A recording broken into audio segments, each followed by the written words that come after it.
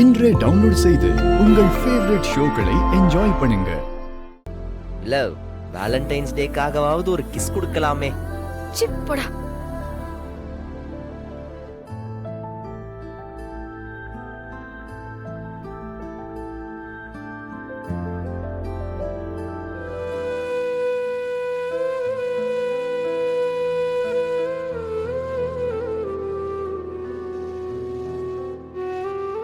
Daddy, கண்மணி வரா. அவ இருக்கிற நிலைமையில நம்ம ரெண்டு பேரையும் பார்த்தானா சங்கடப்படுவாடா.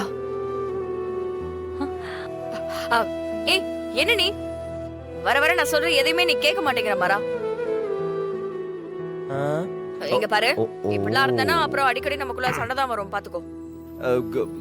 அதுக்காக நீ என்ன சொன்னாலும் நாங்க தலையாடிட்டு இருக்கணுமா? எனக்குன்னு தனியா சிந்தனை எல்லாம் இல்லையா? நாங்கெல்லாம் யோசிக்க கூடாதோ? உன் முடிவுலயே எல்லாமே நடக்கணும்னு எதிர்பார்க்காத, புரியுதா? அதெல்லாம் ரொம்ப தப்பு. மாறா, வேணாம். என்ன வேணாம்? பாத்தியா, நான் சொன்னல,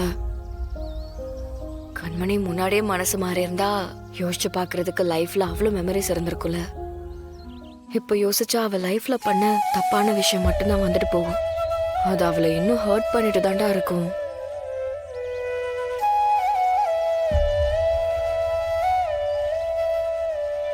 போய் பேசு.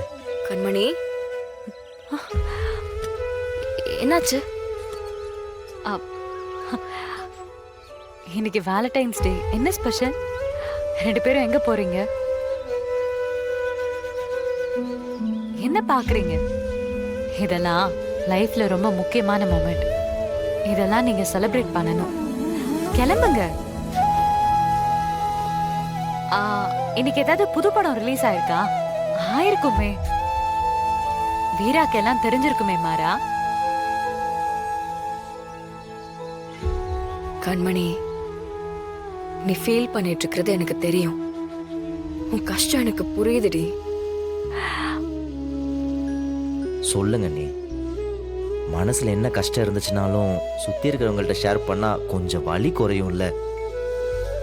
இல்ல மாறா, உங்க அண்ணன் என் கூட இருந்த வரைக்கும் நான் அவர்கிட்ட ஒழுங்காவே நடந்துக்கிட்டது இல்ல. ரொம்ப நாளா அவரை விரும்புற மாதிரி நடிச்சேன்.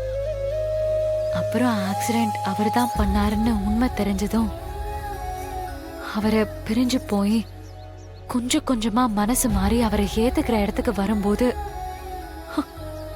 அவரு ஜெயிலுக்கு போயிட்டாரு. கண்மணி, என்னடி? மாமா திரும்ப வந்துருவாரு. இல்ல வீரா, எனக்கு இருக்கிற பிரச்சனை இங்க நிறைய பேருக்கு இருக்குன்னு நினைக்கிறேன். கிடைச்ச வாழ்க்கையோட மதிப்பு தெரியாம அத கால்ல தூக்கி போட்டு மிதிக்கிறோம். என் வாழ்க்கை கெட்டு போச்சு, தப்பான ஒருத்தரை கல்யாணம் பண்ணிக்கிட்டோன்னு திரும்ப திரும்ப சொல்லிட்டு இருக்கோம்.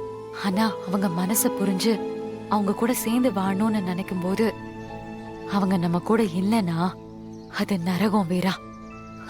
என் நிலைமை வேற யாருக்குமே வரக்கூடாது. சார், நீங்க நினைக்கிற மாதிரி இந்த வீடு. மச்சான், இருங்க மச்சான். நான் பொய்யெல்லாம் சொல்லி கூட்டிட்டு வரல, உண்மையை சொல்லி தான் கூட்டிட்டு வந்திருக்கேன். சார், இந்த சொத்து மேல கோர்ட்ல கேஸ் நடக்குது. அதனால தான் உங்களுக்கு இந்த ஆஃபர் பிரைஸ்ல கொடுக்கறேன். சார், கேஸ்ல தீர்ப்பு எப்படியும் எங்க பக்கம் தான் வரும். இப்போ நீங்க அட்வான்ஸ் மட்டும் கொடுத்தா போதும். மத்தத தீர்ப்பு வந்ததுக்கு அப்புறம் கன்ஃபார்ம் பண்ணிக்கலாம். எப்படி? அதுவும் நாங்க இருக்கும் போதே எங்க வீட்டை நீ வேற ஆளுக்கு வித்துருவியா? இங்க பாருங்க சார், இது உங்களுக்கு தேவையில்லாத வேலை.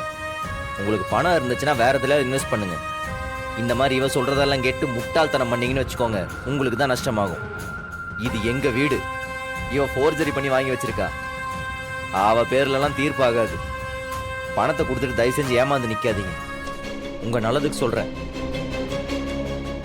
தம்பி, நீங்க யாருன்னு எனக்கு தெரியல, ஆனா நீங்க எடுத்திருக்கிற முடிவு ரொம்ப தப்பு.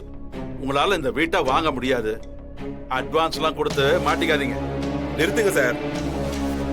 இந்த இடம் வில்லங்கத்துல இருக்குன்னு எனக்கு நல்லாவே தெரியும். நான் டாக்குமெண்ட்டை பார்த்து கேஸ் எல்லாம் படிச்சுட்டு தான் வரேன். நாளைக்கு நானே இந்த கேஸ் எடுத்து நடத்தினாலும் அதுக்கு எவ்வளவு ரூபாய் செலவானாலும் மேடம் சொல்ற விலைக்கு நான் இந்த வீட்டை வாங்கினேன்னா அது எனக்கு லாபம் தான். நான் எதுக்கு லாபம் வர சொத்தை விடணும்? இன்னொன்னு என்னன்னா, எனக்கு வில்லங்க ராசி சார். அதனால வில்லங்க சொத்து அமையும்.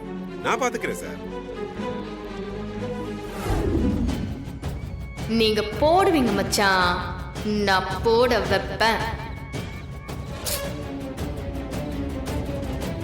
வீரா, ம் என்னாச்சு? தூங்காம பிறண்டு பிறண்டு படுத்துக்கிட்டு இருக்க. உடம்பு எதுவும் சரியில்லையா? தலை வலிக்குதா? நான் வேணா டீ போட்டு எடுத்துட்டு வரவா? இல்லடா, தூக்கம் வர மாட்டேங்குது. ஒரு மாதிரி டிஸ்டர்ப்டாவே இருக்கு. ஏன், என்னாச்சு? அந்த விஜய் இருக்கால, ஆமா. பெருசா சவால்லாம் விட்டுட்டு போனாடா. அதுதான் ஒரு மாதிரி மண்டைக்குள்ள ஓடிக்கிட்டே இருக்கு. அவ என்ன தைரியத்துலடா இந்த மாதிரி பேசினா? அவ ஒரு முட்டாள்ரி. சும்மா தைரியமா இருக்கிற மாதிரி நடிச்சுக்கிட்டு இருக்கா. அவளும் என்னென்னமோ பண்ணி பார்த்தா, எதுவும் முடியலல்ல. அதான் இப்படி ஏதாவது பயமுறுத்தி மேனிப்புலேட் பண்ணி நம்மளோட நிம்மதியை கெடுக்கலான்னு பாக்குறா. இல்லடா, அவ ஏதோ ரொம்ப கான்ஃபிடென்ட்டா சொன்னா. அவ கண்டிப்பா ஏதோ ஒரு பிளான் பண்ணிட்டாடா மாறா. ஒரு பிளானும் இல்ல. அவளால என்ன பிளான் பண்ணிட முடியும்? நீ சொல்லு. இங்க பார், சொத்து கேஸ் அவளுக்கு எகெயின்ஸ்டா வந்துடும் பயப்பட ஆரம்பிச்சிட்டா. பயத்துல கிடைச்ச வரைக்கும் ஏதாவது ஒன்று சுருட்டிட்டோ இல்ல இந்த மாதிரி இழிச்சவன் எவனாச்சும் ஒருத்தன் வந்து அவன் தலையில கட்டிட்டோ ஓடிடலான்னு பாக்குறா. நம்மளெல்லாம் நம்ப வைக்கிறதுக்காக ரொம்ப தைரியமானவ மாதிரி காமிச்சுக்கிட்டு இருக்கா. மற்றபடியெல்லாம் அவளால் ஒன்றும் பண்ண முடியாது. போட்ட பிளான் அத்தனையும் நம்ம காலி பண்ணியிருக்கோம். நீ கவலைப்படாது, நான் இருக்கேன்ல. நீ நிம்மதியா தூங்கு. மாறா, டே ம். ஏந்திரி, ஏந்திரி, மணியாச்சு, ஏந்திரி. இங்க பாரு, ஒழுங்கா எழுந்திரிச்சிரு. இல்லைன்னா வலிமா உன் மூஞ்சிலே தண்ணி ஊத்தி உன்னை எழுப்புவாங்க. நீ தான் கஷ்டப்படுவ. இப்ப எந்திரிச்சு நான் என்னடி பண்ண போறேன்? டேய், இன்னைக்கு சிவராத்திரிடா. வலிமா காலையிலே பூஜை எல்லாம் பண்ண ஆரம்பிச்சிட்டாங்க. எழுந்திரி. அத்தைக்கு வர வேலை இல்ல. சரி, சீக்கிரம் போய் ரெடி ஆயிட்டு வா. உனக்காக சுடு தண்ணி எல்லாம் போட்டு வச்சிருக்கேன். சரியா? என்ன எல்லாரும் ரெடி ஆகாம சுத்திட்டு இருக்கீங்க? சீக்கிரம் ரெடி ஆகுங்க. நல்ல நேரம் வேற முடிய போகுது. என்ன புரியலையா? ரெஜிஸ்டர் ஆபீஸ் போக வேணாமா? மாமா, இன்னைக்கு ரெஜிஸ்ட்ரேஷன் இருக்கு. எல்லாரும் ரெஜிஸ்டர் ஆபீஸ்க்கு போய் சைன் பண்ணாதானே வீட்டை அவங்க பேருக்கு மாத்தி கொடுக்க முடியும். விஜய், நாங்க ஏற்கனவே வேற டென்ஷன்ல இருக்கோம். உங்களுக்கு திரும்ப திரும்ப வெறுப்பேத்திட்டு இருக்காத, தப்பாயிடும். ஃபர்ஸ்ட் இங்க இருந்து கிளம்பி. அக்கா, உங்க டென்ஷன் எல்லாம் ஓரம் கட்டி வச்சுட்டு நல்ல நேரம் 11 மணிக்குள்ள முடியுது. அதுக்குள்ள வந்து கையெழுத்து போட்டு கொடுத்துட்டீங்கன்னா ரெஜிஸ்ட்ரேஷனும் நல்லபடியா முடிஞ்சிரும்ல. அதுதான் எல்லாருக்கும் நல்லது.